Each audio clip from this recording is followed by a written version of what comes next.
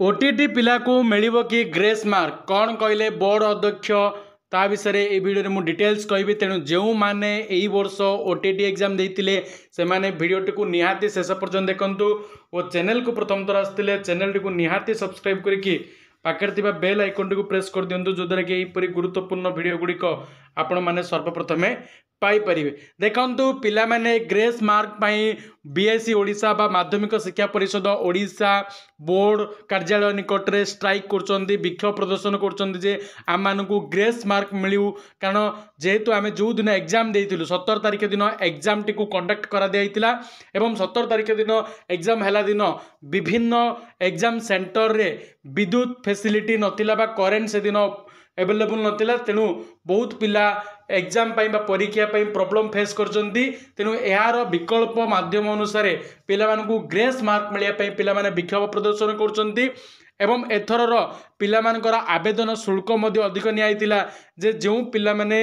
सेमाने निज डिस्ट्रिक्ट रे परीक्षा दे पारिबे एवं परीक्षा हॉल रे विभिन्न सब सुविधा जोगाई दे बोली बोर्ड तरफ इतर सेमानकु ठारू अधिक शुल्क बा फीस मध्य आवेदन करा जायतिला।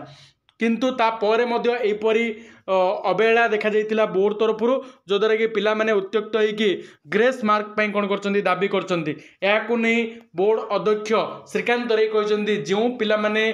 भावुंट जो सेंटर गुड़िक तुम यही सब प्रोब्लेम फेस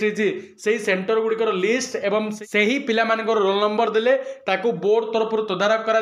उचित होता से ग्रेस मार्क मिल समस्त को ग्रेस मार्क मिलिबो नाही बोली से स्पष्ट भाव में मत व्यक्त करचंदी। किंतु एतुरु स्पष्ट जना पड़ुछि जे यार किछि समाधान न होगा पर्यंत तुमरो ओटीटी आंसर की किंबा रिजल्ट मध्य प्रकाश पाइबारे